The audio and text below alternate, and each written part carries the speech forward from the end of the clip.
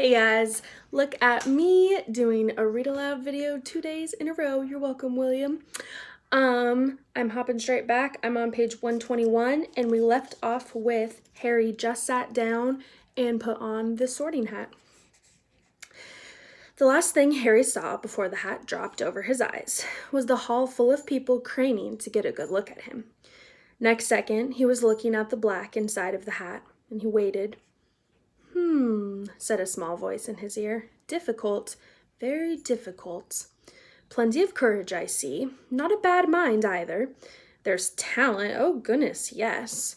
And a nice thirst to prove yourself. Now that's interesting.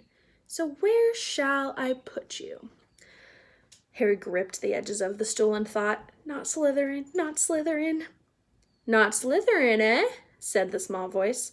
Are you sure? You could be great, you know. It's all here in your head, and Slytherin will help you on your way to greatness, no doubt about that. No? Well, if you're sure, then better be Gryffindor. Harry heard the hat shout the last word to the whole hall. He took off the hat and walked shakily toward the Gryffindor table. He was so relieved to have been chosen and not put in Slytherin. He hardly noticed that he was getting the loudest cheer yet. Percy, the prefect, got up and shook his hand vigorously, while the Weasley twins yelled, "We got Potter! We got Potter!"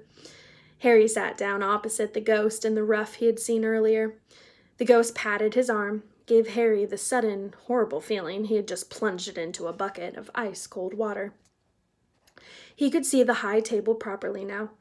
At the end nearest him sat Hagrid, who caught his eye and gave him a thumbs up. Harry grinned back. And there in the center of the high table, in a large gold chair, sat Albus Dumbledore. Harry recognized him at once from the card he had gotten out of the Chocolate Frog on the train. Dumbledore's silver hair was the only thing in the whole hall that shone as brightly as the ghost's. Harry spotted Professor Quirrell, too, the nervous young man from the Leaky Cauldron. He was looking very peculiar in a large purple turban. A turban is one of those cloths that wrap up on your head. And now there were only 3 people left to be sorted. Thomas Dean, a black boy even taller than Ron, joined Harry at the Gryffindor table. Turpin Lisa became a Ravenclaw, and then it was Ron's turn. He was pale green by now. Harry crossed his fingers under the table, and a moment later the hat shouted, "Gryffindor!" Harry clapped loudly with the rest as Ron collapsed into the chair next to him. "Well done, Ron. Excellent," said Percy Weasley pompously across Harry as Zabini Blaze was made a Slytherin. Professor McGonagall rolled up her scroll and took the sorting hat away. Harry looked down at his empty gold plate. He had only just realized how hungry he was. The pumpkin pasty seemed ages ago. Albus Dumbledore had gotten to his feet, and he was beaming at the students. His arms opened wide, as if nothing could have pleased him more than to see them all there. "Welcome," he said. "Welcome to a new year at Hogwarts. Before we begin our banquet, I would like to say a few words. And here they are. Nitwit, Blubber, Oddment, Tweak. Thank you." He sat back down. Everybody clapped and cheered, but Harry didn't know whether to laugh or not. "Is he a bit mad?" he asked Percy uncertainly. "Mad?" said Percy airily. "He's a genius. Best wizard in the world." "But he is a bit mad, yes. Potatoes, Harry?" Harry's mouth fell open. The dishes in front of him were now piled with food. He had never seen so many things he liked to eat on one table. Roast beef, roast chicken, pork chops and lamb chops, sausages, bacon, and steak, boiled potatoes, roast potatoes, fries, Yorkshire pudding, peas, carrots, gravy, ketchup, and for some strange reason, peppermint humbugs. The Dursleys had never exactly starved Harry, but he had never been allowed to eat as much as he liked.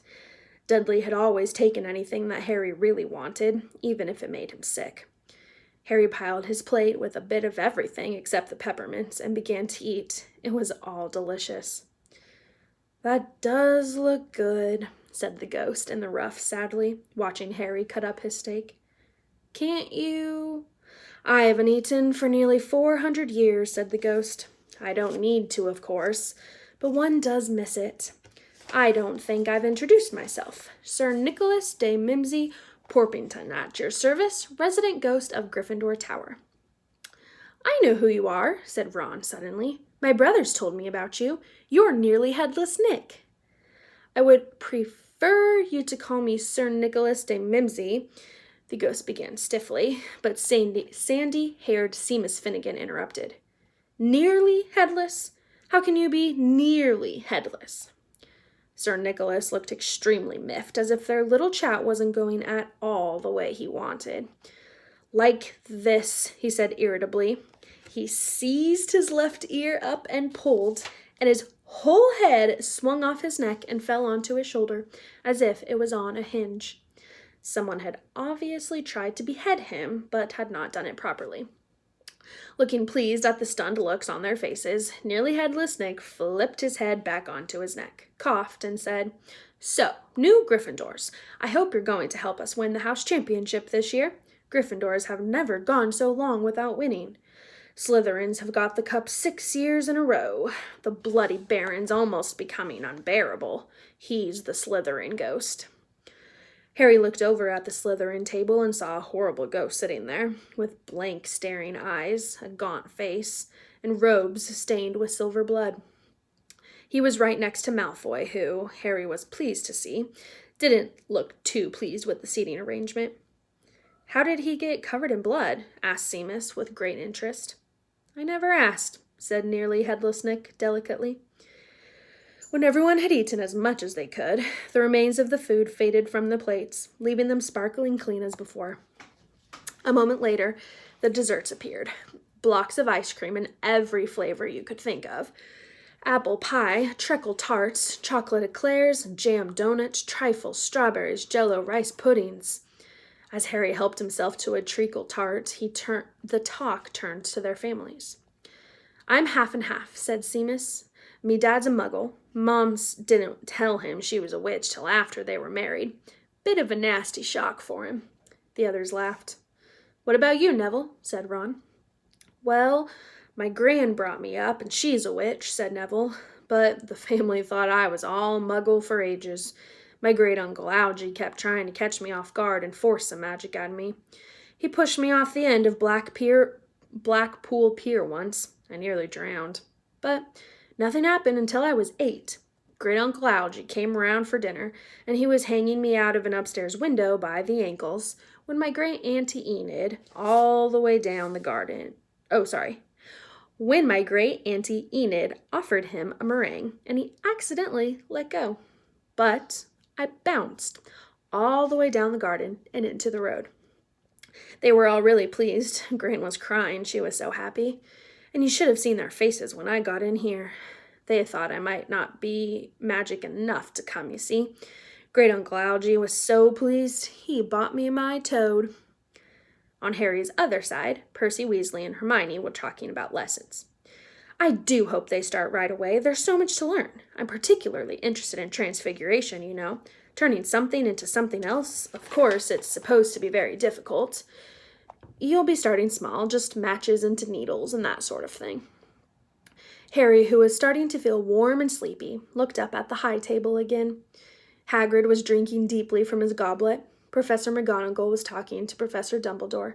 Professor Quirrell, in his absurd turban, was talking to a teacher with greasy black hair, a hooked nose, and sallow skin. It happened very suddenly. The hooked-nosed teacher looked past Quirrell's turban, straight into Harry's eyes, and a sharp, hot pain shot across the scar on Harry's forehead. Ouch! Harry clapped a hand to his head. What is it? Asked Percy. Nothing. The pain had gone as quickly as it had come. Harder to shake off was the feeling that Harry had gotten from the teacher's look, a feeling that he did not like Harry at all. Who's that teacher talking to Professor Quirrell? He asked Percy. Oh, you know Quirrell already, do you? No wonder he's looking so nervous. That's Professor Snape. He teaches potions, but he doesn't want to. Everyone knows he's after Quirrell's job. He knows an awful lot about the dark arts, Snape. Harry watched Snape for a while, but Snape didn't look at him again. At last, the desserts too disappeared, and Professor Dumbledore got to his feet again, and the hall fell silent. Ahem. Just a few more words now that we are all fed and watered. I have a few start-of-term notices to give you. First year should note that the forest on the grounds is forbidden to all pupils, and a few of our older students would do well to remember that as well. Dumbledore's twinkling eyes flashed in the direction of the Weasley twins. I have also been asked by Mr. Filch, the caretaker, to remind you all that no magic should be used between classes in the corridors. Quidditch trials will be held in the second week of the term. Anyone interested in playing for their house team should contact Madam Hooch. And finally, I must tell you that this year, the third-floor corridor on the right-hand side is out of bounds to everyone who does not wish to die a painful death. Harry laughed, but he was one of the few who did. He's not serious, he muttered to Percy. Must be, said Percy, frowning at Dumbledore. It's odd, because he usually gives us reason why we're not allowed to go somewhere. The forest is full of dangerous beasts, everyone knows that. I do think he might have at least told us prefects. And now, before we go to bed, let us sing the school's song, cried Dumbledore. Harry noticed that the other teachers' smiles had become rather fixed. Dumbledore gave his wand a little flick, as if he was trying to get a fly off the end, and a long golden ribbon flew out of it, which rose high above the tables and twisted itself snake-like into words. Everyone pick their favorite tune, said Dumbledore, and off we go. And the school bellowed. Hogwarts, Hogwarts, Hoggy-Warty Hogwarts. Teach us something, please, whether we be old and bald or young with scabby knees. Our heads could do with filling with some interesting stuff, for now they're bare and full of air, dead flies and bits of fluff. So teach us things worth knowing, bring back what we've forgot. Just do your best, we'll do the rest, and learn until our brains all rot. Everybody finished the song at different times, and at last only the Weasley twins were left singing along to a very slow funeral march. Dumbledore conducted their last few lines with his wand, and when they had finished, he was one of those who clapped loudest. Ah, music, he said, wiping his eyes, a magic beyond all we do here. And now, bedtime, off you trot.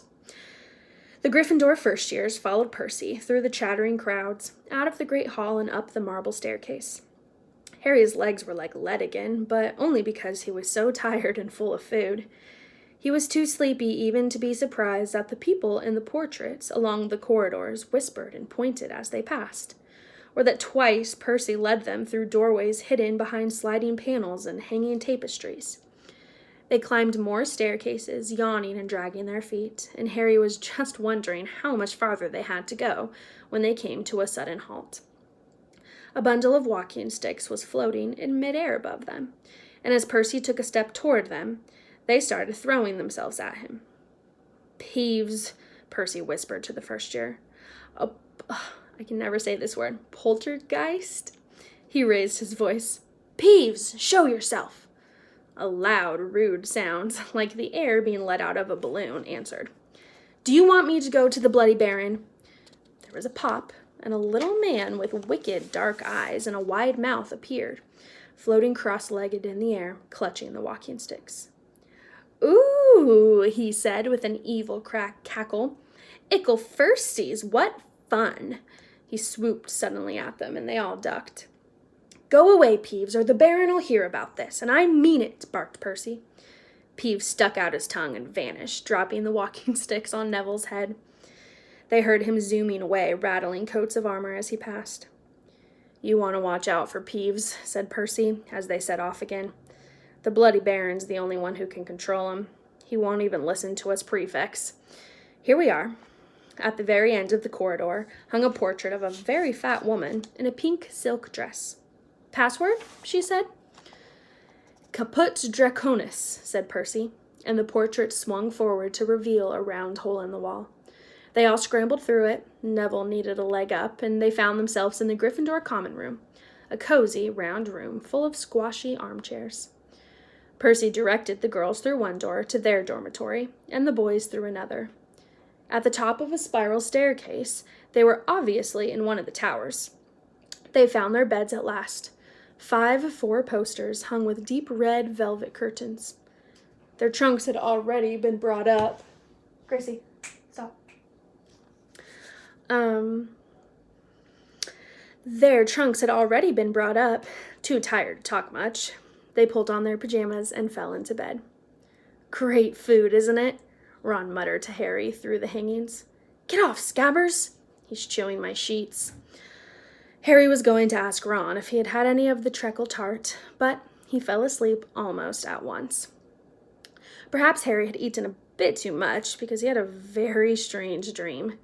He was wearing Professor Quirrell's turban, which kept talking to him, telling him he must transfer to Slytherin at once because it was his destiny.